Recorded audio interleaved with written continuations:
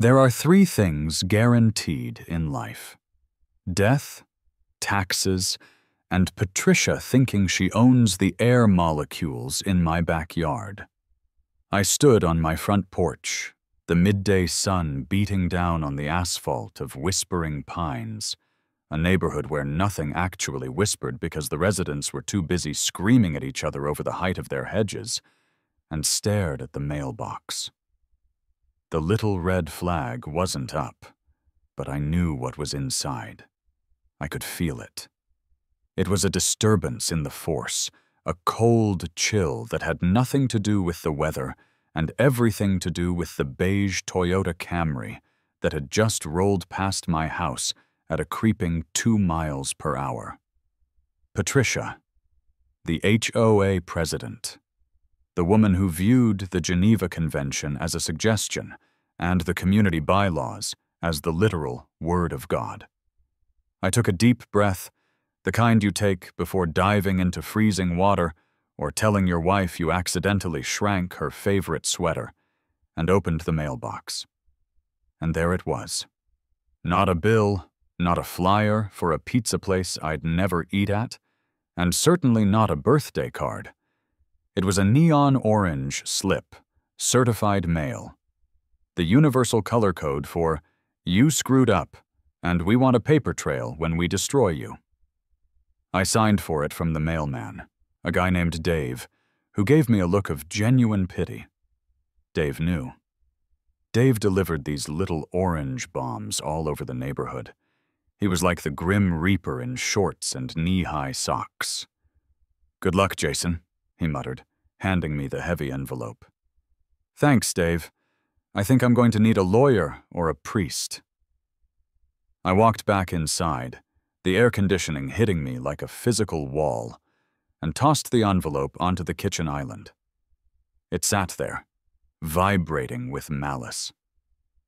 I poured myself a coffee, black, because I needed the bitterness to match my soul, and ripped it open. Notice of violation. Class A infraction. Date: July 14th. Location: rear exterior, 422 Maple Drive. Violation: unauthorized, unsightly, and hazardous structure. Swing set. Details. The structure in question exhibits severe corrosion, commonly referred to as rust, creating a biological hazard, tetanus risk, and negatively impacting the visual continuity of the neighborhood. The aesthetic degradation poses a threat to property values. Remediation.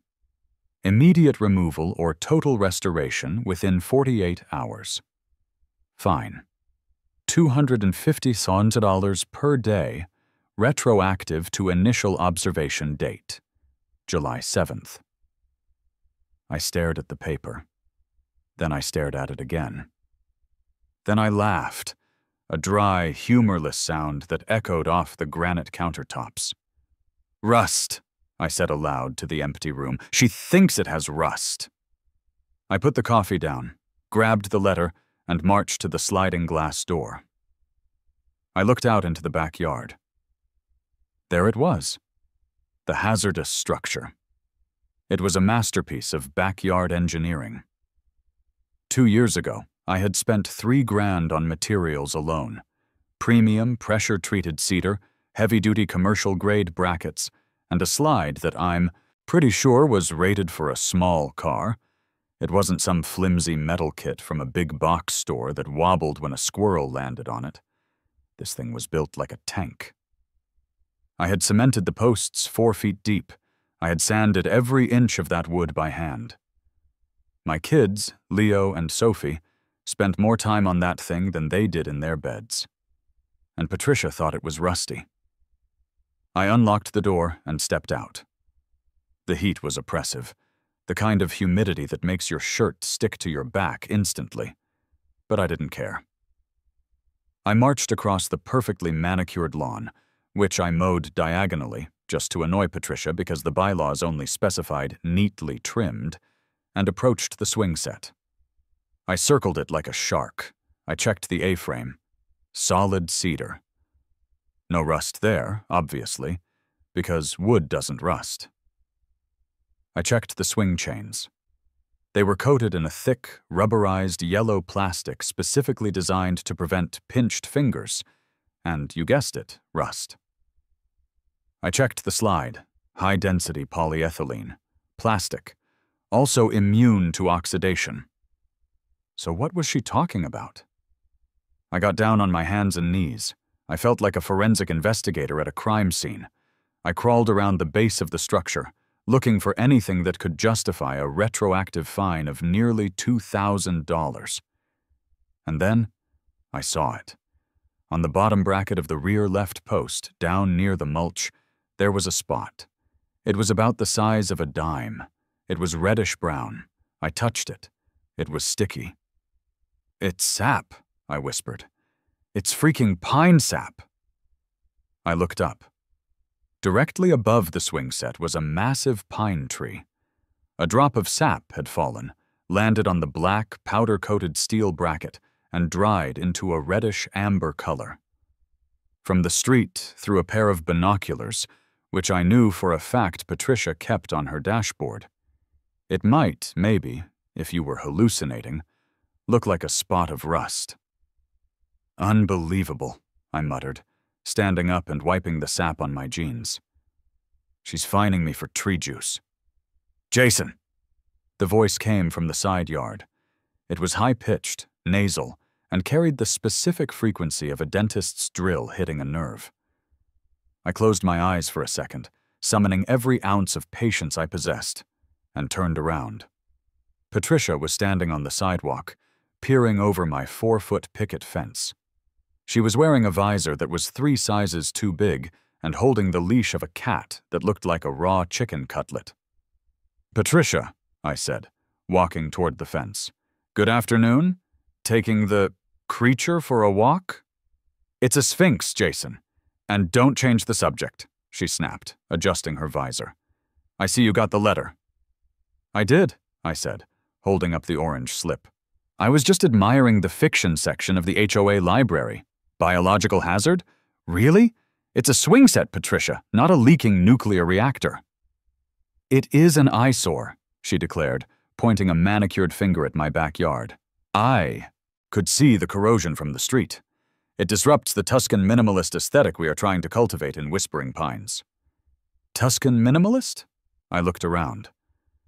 "Patricia, we live in Ohio. The only thing Tuscan about this neighborhood is the Olive Garden 3 miles down the road. And secondly, that's not rust." She crossed her arms, the leash tightening on the hairless cat, which hissed at a butterfly. "I know what I saw, Jason. Metal decay. It invites tetanus. It invites pests.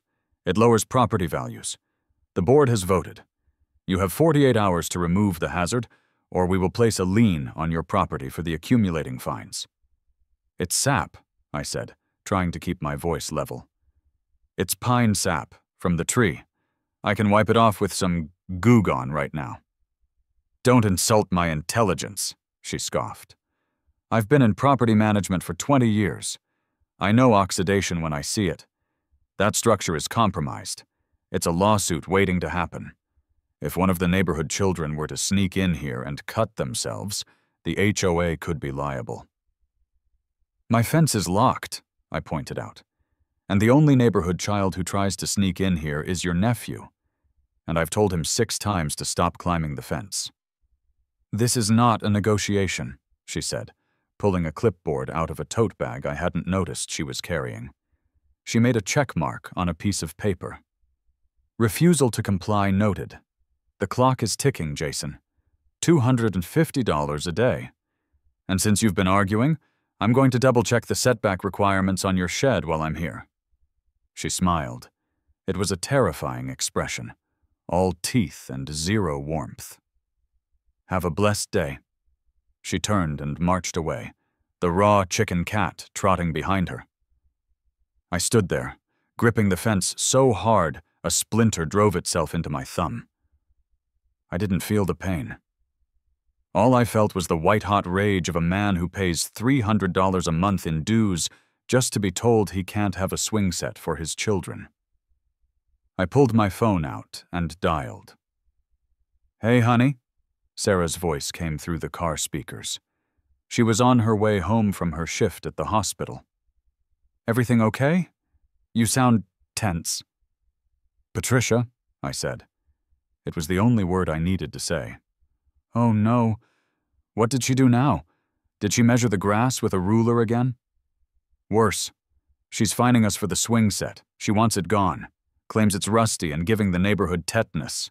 It's sap, Sarah, a spot of sap the size of a bug." "So clean it?" Sarah suggested, ever the pragmatist.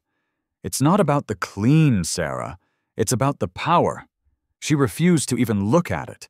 She said she's putting a lien on the house. She's charging us retroactively. It's going to be $2,000 by Friday." There was a silence on the line. Sarah was the calm one. She was an ER nurse. She dealt with trauma and chaos for a living. I was the project manager who obsessively organized his spice rack. But even Sarah had her limits. We had built that swing set together. We had spent a weekend digging post holes, sweating, cursing, and drinking cheap beer while we bolted it together. It was the first big thing we did for the kids in this house. "She wants it gone?" Sarah asked, her voice dropping an octave. "Gone. Or totally restored, whatever that means. But she's decided it's hazardous waste." "Jason," Sarah said, and I could hear the turn signal clicking in the background. "I just did a 12-hour shift. I saved a guy who tried to pet a raccoon. I do not have the energy for Patricia. Do whatever you have to do. Just don't get arrested." "Define arrested," I said. "Jason." Okay, no handcuffs. But I have the green light?" "You have the green light," she said. "But be smart. Don't just get mad. Get even." I hung up the phone and looked back at the swing set. The sun was hitting the cedar, turning it a warm, golden honey color. It was beautiful. It was sturdy. It was barely 2 years old. If she wanted it gone, I would make it go away. But I wasn't going to take it to the dump. And I certainly wasn't going to let Patricia win. I needed an expert. I needed someone who looked at rust and laughed. I needed Big Mike. I scrolled through my contacts until I found the entry. Mike, contractor, destroyer of worlds. I hit call. "Yeah?" Mike answered on the first ring. It sounded like he was currently operating a jackhammer while eating a sandwich. "Mike, it's Jason from Maple Drive." "Jason, the swing set king. How's the fortress holding up? Kids still loving it?" "The kids love it. The HOA, not so much." "Patricia?" Mike asked. He knew the name. Everyone in the trades knew Patricia. She had banned 3 different landscaping companies from the neighborhood because their trucks were too dirty. "Patricia," I confirmed. "She says it's rusted, says it's a hazard. She wants it gone in 48 hours, or she's putting a lien on my house." The jackhammer noise in the background stopped. "Rusted? That thing is 90% cedar and the brackets are powder-coated steel. I installed those bolts myself. They're galvanized. You could sink that thing in the ocean for a year and it wouldn't rust." "I know, Mike. It's sap. But she won't listen. She wants a professional assessment or removal." "I can come by," Mike grunted. "I'm finishing up a patio job. I can be there in 20. I'll bring the truck." "Bring the big truck, Mike," I said, a plan starting to form in the back of my mind. "I think we might need to make a statement." 20 minutes later, the ground shook. You didn't just hear Big Mike's truck arriving, you felt it in your molars. It was a Ford F-450 dually, lifted so high you needed a grappling hook to get into the cab, painted a matte black that absorbed light. He pulled up to the curb, 2 wheels casually crushing a patch of Patricia's beloved community ornamental, grass, that encroached on the street. Mike hopped out. He was a mountain of a man, 6'5", wearing work boots that had seen more combat than most tanks, and a t-shirt that said, "I'm here because you broke it." He walked up the driveway, shaking his head. Show me the carnage. I led him to the backyard. Mike walked up to the swing set, squinted at the spot of sap, scratched it with his thumbnail, and tasted it. Pine, he said. Vintage. This week, probably. She says it's Class A corrosion, I said. Mike laughed, a sound like boulders tumbling down a hill. Class A corrosion? Jason, this set is in better condition than the Golden Gate Bridge. This is ridiculous. You want me to write a report? I'll write a report. I'll stamp it with my license number. Structural integrity, 110%. I thought about that, I said. But here's the thing, Mike. If I fight her on the rust, she'll find something else. She'll say it's too tall, or the wrong shade of brown, or that the slide reflects the sun into her cat's eyes. She wants it gone. I looked at the swing set, then back at Mike. You mentioned when we built this that the materials were overkill. Oh yeah, Mike nodded, patting one of the 6x6 posts. This isn't residential stuff. This is park grade. I got you the commercial brackets because you said you wanted it to last until your grandkids were born. This thing is worth… Shoot, with lumber prices now? Just the wood is gold. The whole setup, labor and materials, you're looking at 4, maybe 5 grand in value sitting here. That number hit me. $5,000. 5 grand? I asked.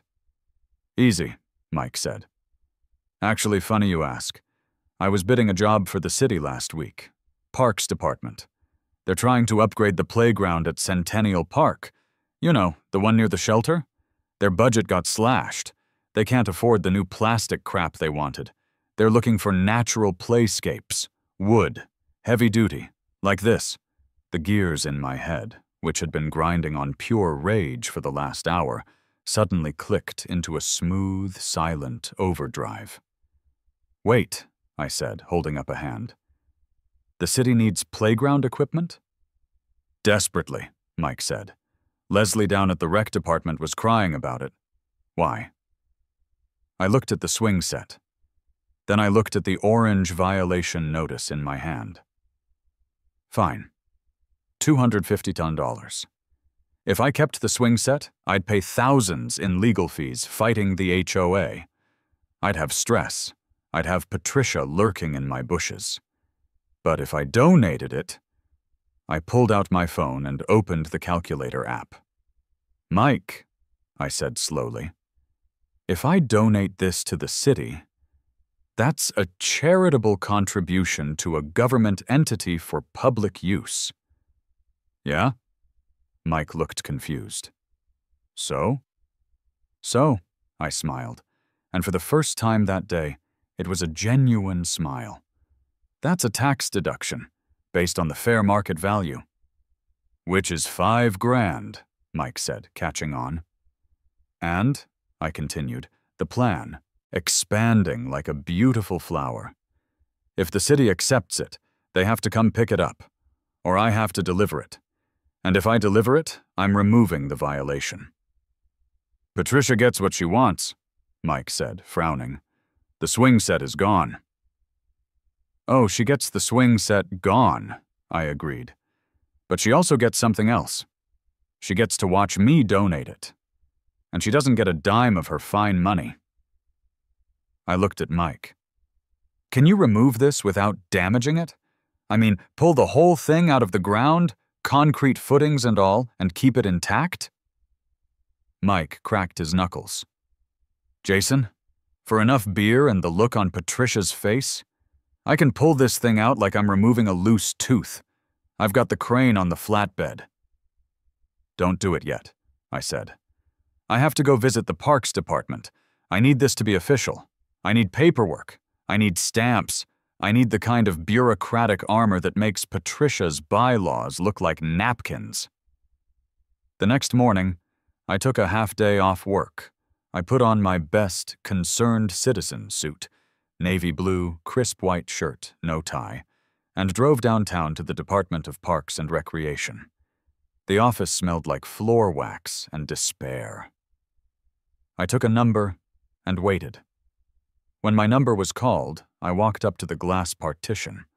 Behind it sat a woman who looked like she had been stamping forms since the Carter administration. "Help you?"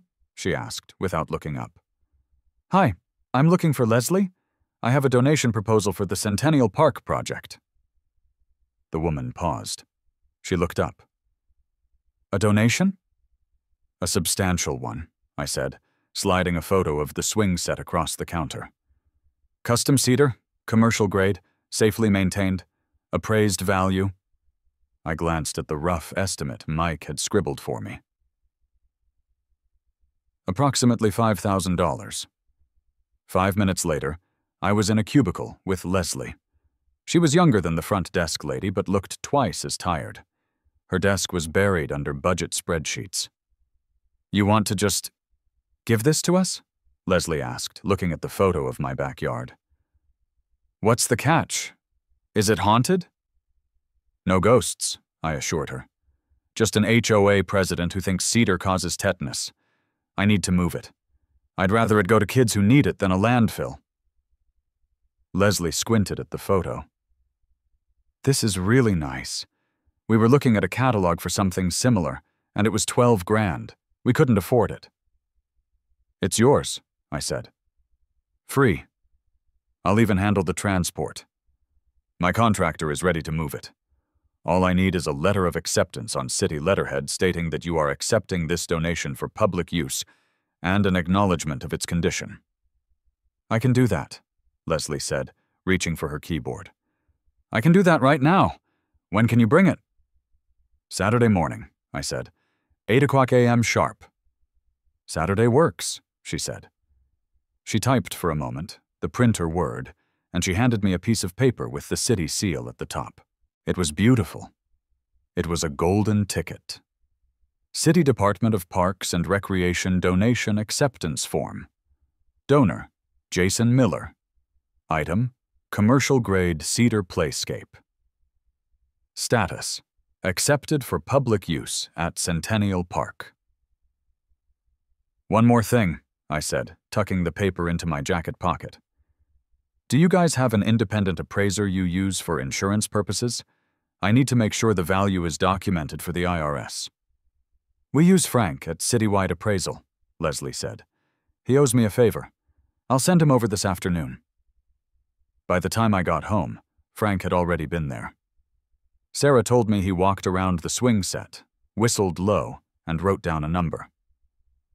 "What was the number?" I asked, loosening my tie.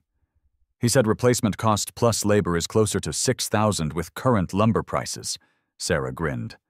"But he'll write it up conservatively at $4,800 to be safe." $4,800. I did the math in my head. I'm in the 24% tax bracket. A $4,800 deduction would save me roughly $1,150 in actual cash at tax time. The fine Patricia was threatening was $250. Even if I paid the contractor, I was coming out ahead. But it wasn't about the money. It was about the email I was about to send. I sat down at my computer. I opened the HOA portal. I found the violation ticket. I clicked Reply. To Patricia Vance, HOA President. From Jason Miller, Violation number 89901.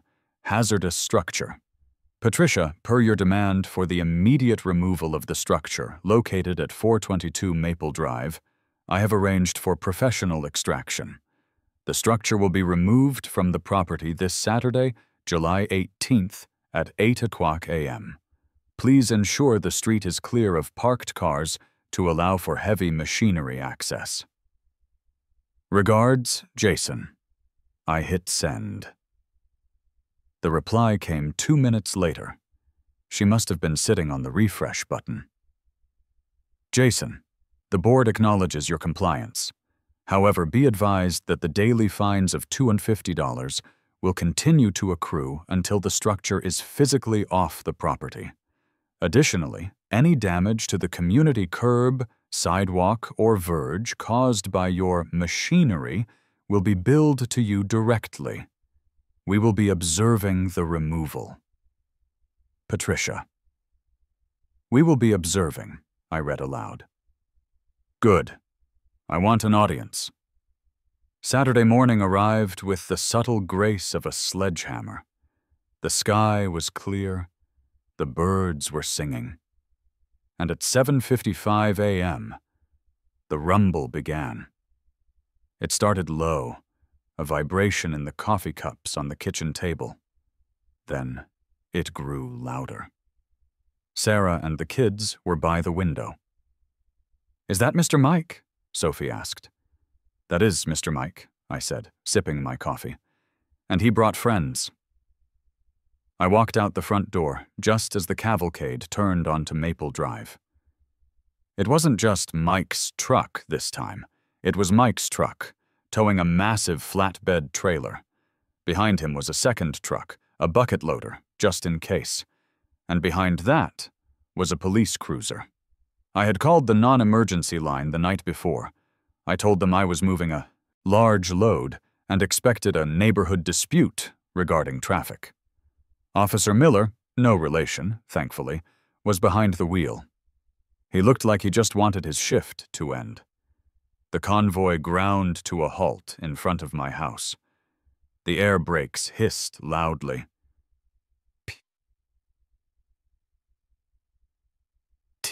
Startling Patricia, who was standing at the end of her driveway with her clipboard and her phone out, recording vertically. I walked down the driveway to meet her. "Good morning, Patricia," I shouted over the idling diesel engines. "This is excessive," she shrieked, pointing at the crane on Mike's truck.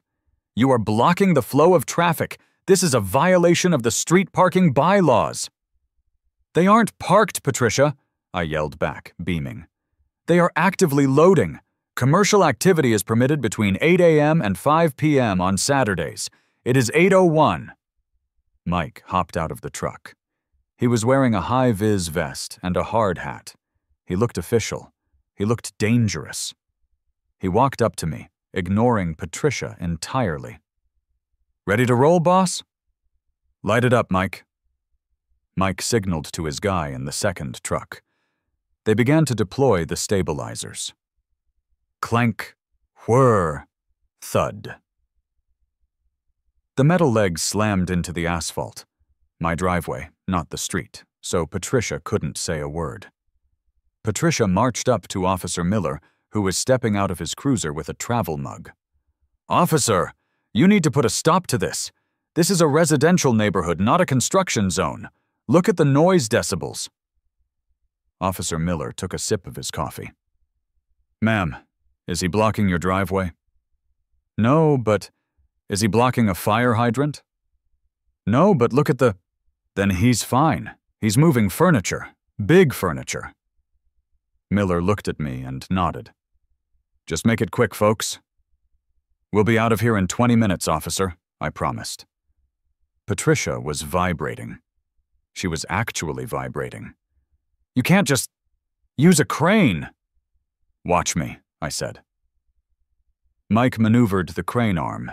It extended over the roof of my house, reaching toward the backyard like a giant mechanical claw. We had prepped the swing set yesterday, loosening the earth around the concrete footings. Mike's guy in the backyard hooked up the straps. "Lifting!" Mike bellowed. The winch whined. The cables tightened.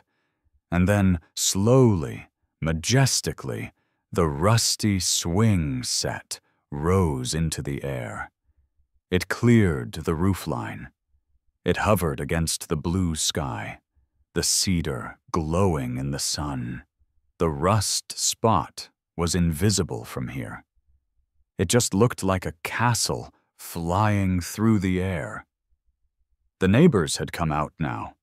Bob from next door was drinking a beer. It was 8:05 a.m., respect.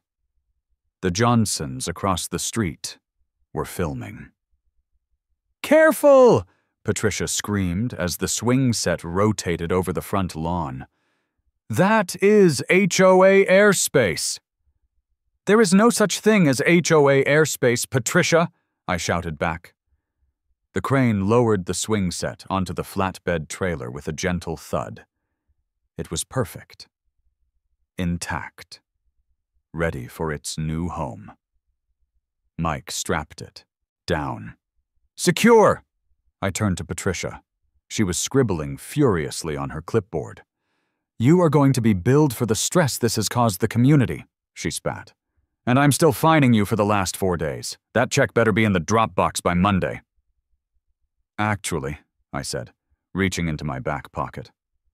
"About that." I pulled out the envelope. Not the check. The other envelope. "I'm not paying the fine, Patricia." "Excuse me." Her eyes bulged. "You have no choice. The bylaws state you can fine me for illicit structures," I said, stepping closer. "But the bylaws also have a clause about charitable community engagement, don't they? Section 4, paragraph 2. Residents are encouraged to support local municipal improvements." I handed her a photocopy of the city acceptance letter. "I didn't remove the swing set because it was rusty," I said, loud enough for Bob to hear. "I removed it because I donated it to the city of Whispering Pines. It is now the property of the Parks Department. You were trying to block the transfer of municipal assets. That's a misdemeanor, Patricia." She looked at the letter. She looked at the city seal.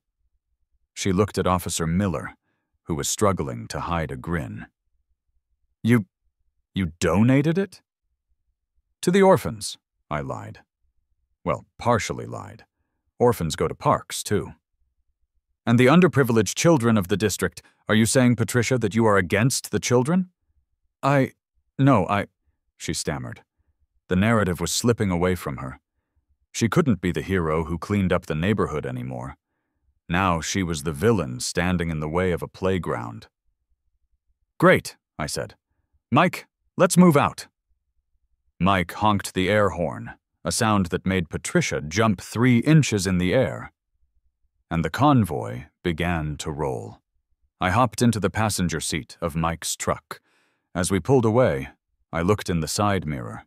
Patricia was standing alone on the curb, the letter dangling from her hand, her hairless cat wrapping itself around her ankles.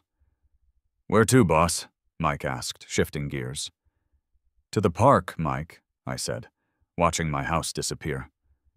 "To the park." The ride to Centennial Park was less of a commute and more of a victory parade. Sitting in the passenger seat of Big Mike's F-450, peering down at the roofs of sedans like a god looking upon ants, I felt a strange cocktail of adrenaline and exhaustion. The air horn blasted every time we passed a dog walker, which was juvenile, unnecessary, and absolutely fantastic. "You know," Mike said, shifting gears with a sound that resembled a rock slide, "she's going to come after you. People like Patricia don't just lose. They fester. She's probably at home right now measuring the decibels of your silence." "Let her fester," I said, watching the city landscape roll by. "She thinks she won. She thinks she bullied me into submission. She has no idea she just handed me a tax loophole big enough to drive this truck through." We pulled into Centennial Park 10 minutes later. Now, calling Centennial a park was generous. It was more of a depressed patch of grass where joy went to die.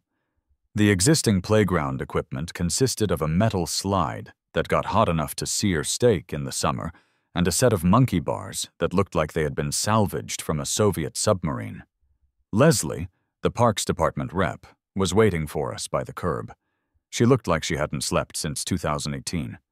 When she saw the swing set strapped to the flatbed, her eyes widened. "That's it?" she yelled over the engine noise as Mike hissed the brakes. I hopped down. "That's the hazardous structure, Leslie. Be careful, it might give you tetanus just by looking at it." She walked up to the trailer and ran a hand along the cedar post. "This is beautiful. This is actually safe. Do you know we have a tire swing over there, held up by a chain that I'm 90% sure is just rust holding hands?" "Well, consider this an upgrade," I said. The next 2 hours were a masterclass in efficiency. Mike and his crew worked with the precision of a SWAT team. They dug new footings, poured quickset concrete, which Mike donated because he hated the government budget process, and leveled the structure. By 11 o'clock a.m., my backyard exiled swing set was standing proud in the center of the park. It looked better here than it ever did in my yard. It commanded the space. A mom with a stroller had stopped to watch. "Is that new?" she asked me. "Brand new," I said. "Well, new to you. It's a donation. Can my son play on it?" I looked at the freshly bolted slide. I looked at the rust spot that was clearly just sap. "Give the concrete an hour to set, and it's all yours." Leslie handed me a folder. "Here's the finalized receipt, the appraisal copy, and a thank you letter from the mayor's office. I expedited it. Honestly, you saved my butt. I had parents screaming for a new playscape for months." I took the folder. It felt heavy. It felt like ammunition. "Thank you, Leslie," I said. "You have no idea how much this helps." "No," she said, watching a kid run toward the swing set with wide eyes. "Thank you." I got a ride back home with Mike. When he dropped me off, my driveway felt empty. The backyard felt massive and barren without the swing set. The patch of dirt where it used to stand looked like a grave. But then I looked at the front porch. There was something taped to my door. I walked up, the dread settling back into my stomach. It was an envelope. HOA letterhead. I ripped it open, standing right there on the welcome mat. Invoice 492. To Jason Miller. From Whispering Pines. Board Item 1. Daily non-compliance. Fine. 4 days at $250 day, $1,000. Item 2. Administrative processing fee, $150 and well. Item 3. Community disturbance surcharge. Heavy machinery, noise violation, $500. Item 4.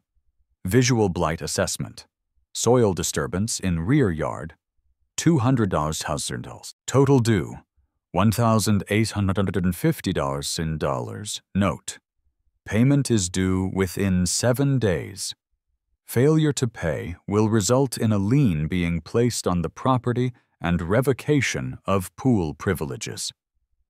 I stared at the paper. Community disturbance surcharge. She was fining me for the truck that removed the thing she wanted removed. Sarah opened the door. She saw the look on my face. "How much?" she asked. $18.50, I said. She grabbed the paper from my hand, read it, and I saw her left eye twitch. Sarah is a gentle soul. She rescues spiders. But in that moment, she looked like she wanted to burn a village. "She fined us for the dirt?" Sarah whispered. "Visual blight assessment? It's dirt, Jason. It's under the grass." "It's okay," I said, a strange calmness washing over me. "It's really okay." "How is this okay? That's our vacation money." "No," I said, tapping the folder I had gotten from Leslie. "That's her trap. But this is the counter-nuke." "Who are you calling?" Sarah asked as I pulled out my phone. "Gary? Your accountant Gary? The one who wears suspenders unironically?" "The very same," I said. "I need to file an amended return, and I need to draft a letter. A very specific, very mathematical letter." Gary's office smelled like old paper and peppermint. Gary himself looked like a human calculator, thin, bespectacled, and possessing zero sense of humor. He was perfect.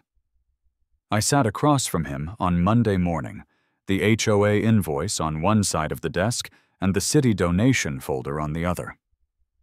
"So," Gary said, adjusting his glasses. "Let me get this straight. You were fined for a structure. You donated said structure to a 501c3 equivalent government entity. And you have a certified appraisal dated prior to the removal? Correct, I said. Gary looked at the appraisal. $4,800, plus, I see you have a receipt here from the contractor for charitable transport services? Mike wrote it off, I said. He charged me $1 for the invoice to make it a legal contract, but he listed the value of the service as a donation in kind. Clever, Gary murmured. He started typing on his keyboard. The sound was rhythmic, like gunfire.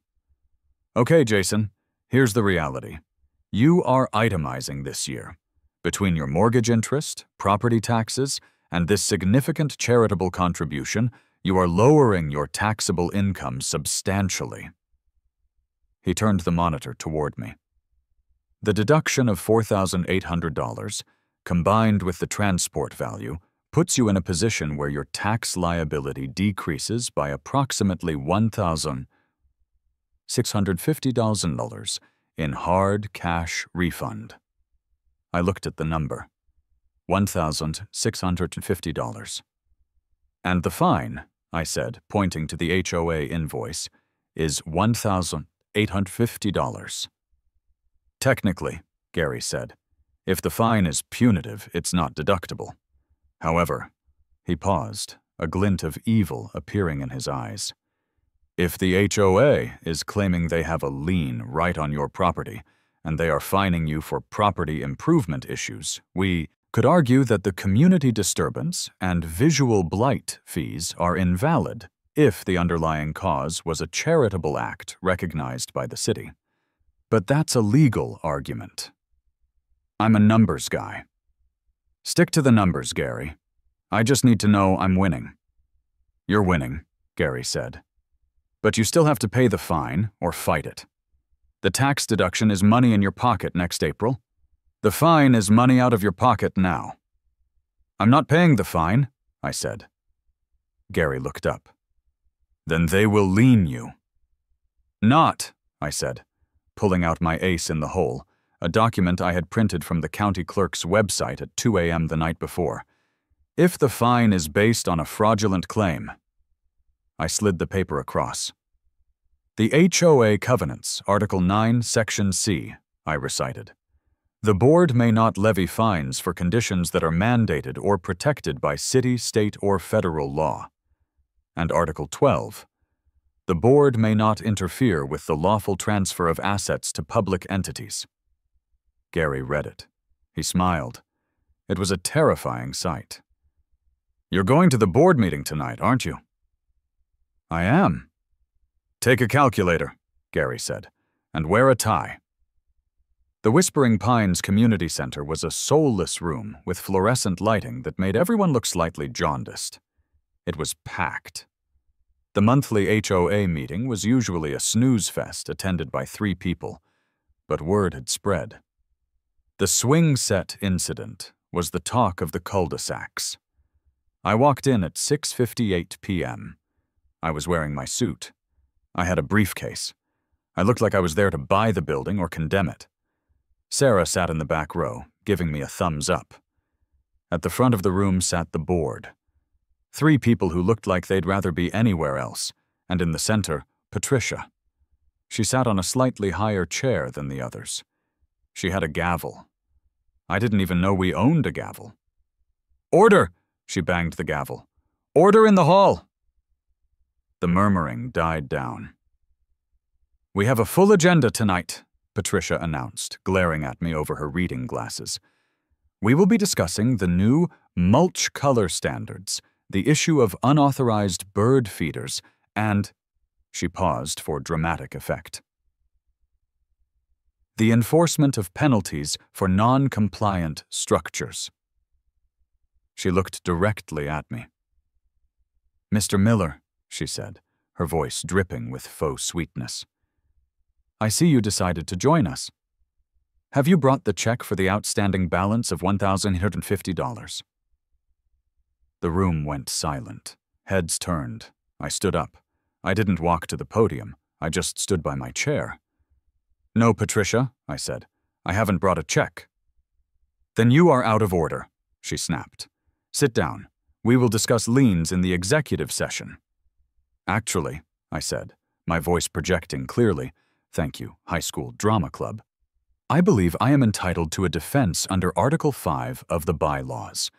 Any resident accused of a violation has the right to present evidence of compliance. Patricia hesitated. She knew the bylaws better than the Bible, so she knew I was right. You have 3 minutes, she hissed. Make it quick. I walked to the front. I placed my briefcase on the table. I opened it and took out a stack of papers. Neighbors, I began, turning to the audience. I was fined for a swing set my children loved. Patricia claimed it was rusty. She claimed it was a biological hazard. I held up the photo of the rust spot. This is the rust, I said. It is pine sap. I had it tested. I have a lab report here from a geologist, my brother-in-law, but he's licensed, confirming it is organic plant matter, not ferrous oxide. There were a few chuckles in the room. Patricia banged the gavel. Relevance. You removed it, which is an admission of guilt. I removed it, I countered, under duress. But I did not destroy it. Because, as it turns out, the city of Whispering Pines did not agree with your assessment that it was trash. I held up the city acceptance letter. I donated the swing set to Centennial Park, I announced. The Parks Department inspected it. Their safety officer rated it A grade. They accepted it immediately to replace their actual broken equipment. So? Patricia scoffed. You still violated the visual code for 4 days, and you disrupted the peace with that crane. Here's where it gets interesting, I said, pulling out the spreadsheet Gary had prepared. I had blown it up to poster size. I unfolded it. You fined me $1,850, I said, pointing to the red number. You claimed I damaged the community, but by donating this asset, which was appraised at $4,800, I pointed to the green number, have secured a tax deduction that nets me approximately $1,650 in savings. I looked at Patricia. But more importantly, Patricia, are you aware of the Good Samaritan Protection Clause in our own HOA charter? She blinked. The what? Article 12, I said. No fine shall be levied against a homeowner for actions taken to assist the municipality or public welfare. By donating this swing set, I was assisting the municipality. The city accepted it as a public good. Therefore, the removal, and the machinery required for it, was an act of public service. I turned to the other board members. Bob, the treasurer, was looking at my spreadsheet with interest. Bob, I said, if Patricia persists in this fine, she is fining a resident for making a charitable donation to the city. If I take this to small claims court, which I will subpoena the parks director. I will have the mayor testify that the HOA is obstructing city improvements. Do you really want that press? HOA fines man for helping orphans? Bob went pale. No, we don't want that. Furthermore, I continued, dropping the hammer, Patricia's interference attempted to stop the transfer. She stood in front of the truck. That is technically tortious interference with a contract. If I pay this fine, I will sue the HOA for the legal fees, the harassment, and the stress, which I value at exactly $1,050. I let that hang in the air. So, I said, closing my briefcase, I propose a motion. The fines are dismissed. The administrative fee is waived. And we all agree that the swing set is now a city problem, not a Whispering Pines problem. I second the motion, shouted a guy in the back. It was Big Mike. I didn't even know he lived in the neighborhood. We have a motion and a second, Bob said quickly, ignoring Patricia's frantic glaring. All in favor of dismissing the fines against Mr. Miller? Every hand in the room went up, even the other 2 board members. Patricia sat there, her hand gripping the gavel so hard her knuckles were white. She looked at the room. She looked at me. She looked at the spreadsheet that proved I had turned her punishment into a profit. "Fine," she spat. "Motion carried. Next item." "Thank you," I said. I walked back to my seat. Sarah squeezed my hand. "You were amazing," she whispered. "Did you see her face?" "I saw it," I said. "I'm going to frame that memory." Part 7. Epilogue. The Sweetest Swing. Word count goal for this section, 1,500 words. The victory at the board meeting was sweet, but the real victory came 2 weeks later. I was driving past Centennial Park on my way home from work. It was a Tuesday evening, the sun just starting to dip below the horizon, casting those long, golden shadows that make suburbia look almost poetic. I glanced over at the playground. It was packed. There were kids everywhere. They were hanging off the monkey bars, chasing each other in the grass, and lining up, actually lining up, for the slide on my swing set. I pulled the car over. I couldn't help myself. I rolled down the window. I heard the sound of laughter. I heard the creak whoosh of the swings. And there, sitting on a bench near the edge of the park, was Patricia. She wasn't looking at the kids. She was looking at the swing set. She had her clipboard in her lap, but she wasn't writing anything. She just looked confused. Like she couldn't process a world where something she hated was bringing so much joy. I debated honking. I debated yelling, "Check for rust, Patricia." But I didn't. I just smiled, put the car in gear, and drove home. When I pulled into the driveway, the backyard was still empty. The grass was starting to grow back over the patch of dirt where the swing set used to be. It looked a little lonely. "Hey," Sarah said, coming out to the porch with 2 beers. "You okay?" "I'm good," I said, taking a bottle. "Actually, I'm better than good." "Yeah?" "Yeah." I looked at the empty space. I was thinking. "Oh no," Sarah laughed. "What are you thinking?" "Well," I said, pointing to the far corner of the yard, the one that was technically shielded from the street view by the neighbor's overgrown hedge.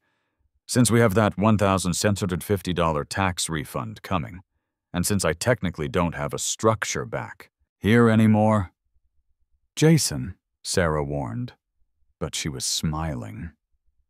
"I'm just saying," I grinned. "I read the bylaws again. There is absolutely no rule against a ground-level in-ground trampoline. It's not a structure. It's landscaping." Sarah shook her head, clinked her bottle against mine, and took a sip. "Big Mike digs holes, doesn't he?" she asked. "He sure does," I said. "He sure does." As the sun set over Whispering Pines, I took a drink of my beer. The swing set was gone. But the war? The war was just beginning. And this time, I had the high ground. Or, well, the in-ground. Patricia wasn't going to know what hit her. The end.